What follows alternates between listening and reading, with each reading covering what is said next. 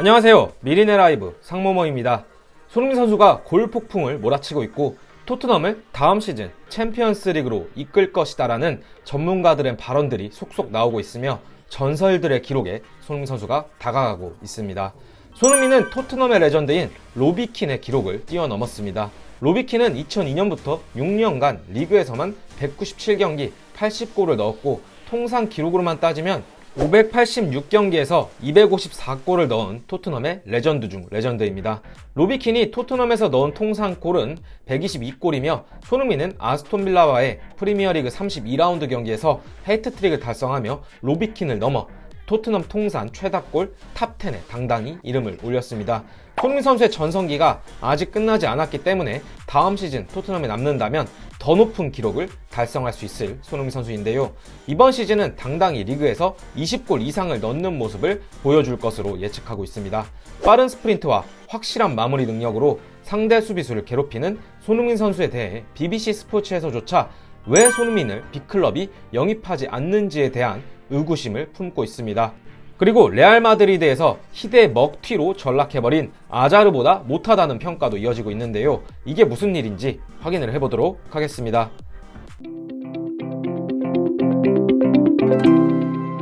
네, 모든 분들이 이번 시즌이 시작하기 전 손흥민 선수가 재계약이 발표되기 직전까지 손흥민이 과연 토트넘을 떠날 것인지 토트넘 말고 더 높은 상위권 클럽으로 이적을 해서 박지성 선수처럼 커리어의 우승이라는 단어를 새겨야 되지 않느냐라는 말들이 많았습니다. 하지만 손흥민 선수는 2025년까지 토트넘과 팀 내 최고 대우 주급 약 20만 파운드를 받으며 재계약을 했습니다. 많은 한국 팬분들께서는 아쉬움이 많으셨을 텐데요.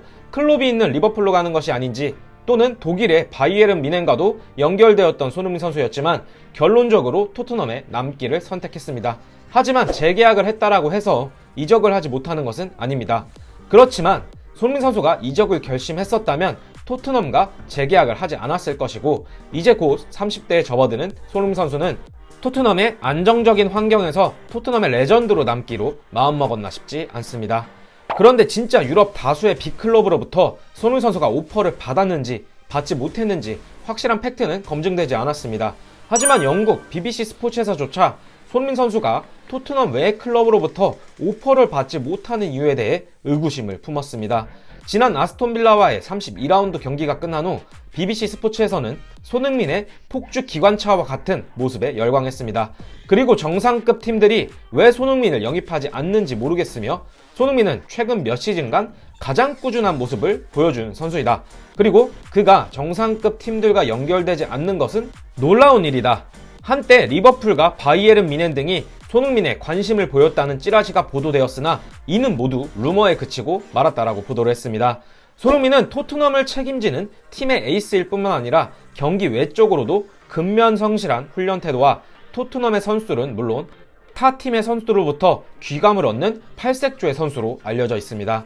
이런 손흥민 선수를 왜 빅클럽에서 영입 시도를 하지 않았는지 저희도 의문이지만 만약 오퍼가 왔었다면 레비 회장이 가격표를 높게 책정했을 수도 있고 손흥민 선수 본인이 원하지 않았을 수도 있습니다.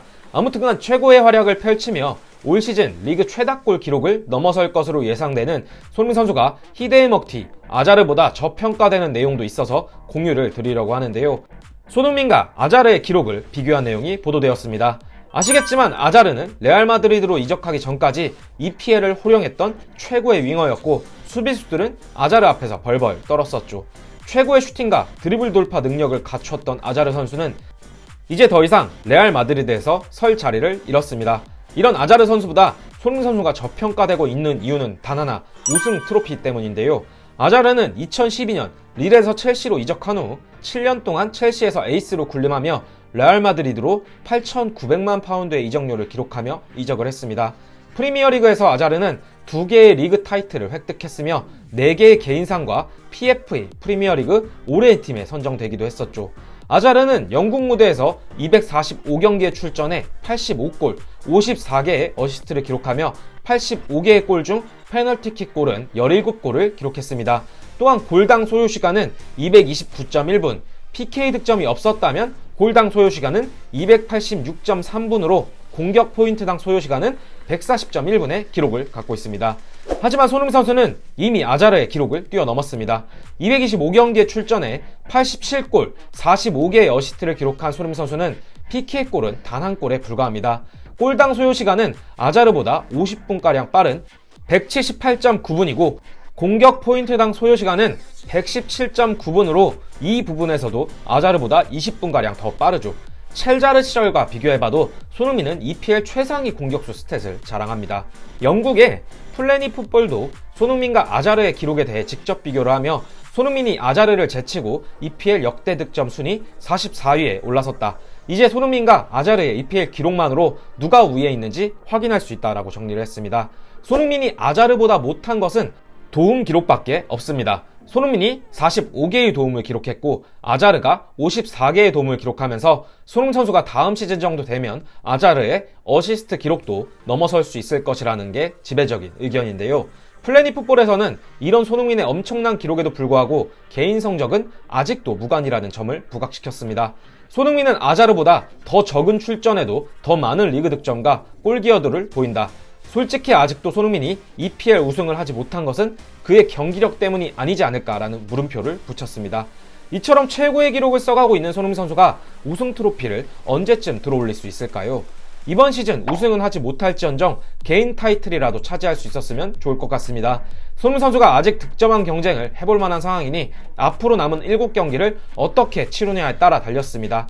토트넘보다 조금 더 강한 팀에서 이번 시즌을 시작했더라면 어땠을까라는 개인적인 생각을 하지만 이미 지나가버린 일이고 토트넘에서 최선을 다해야 하는 손흥민 선수이기 때문에 팀의 밸런스를 잡아줄 수 있는 에이스의 역할을 남은 경기에서도 보여줬으면 합니다.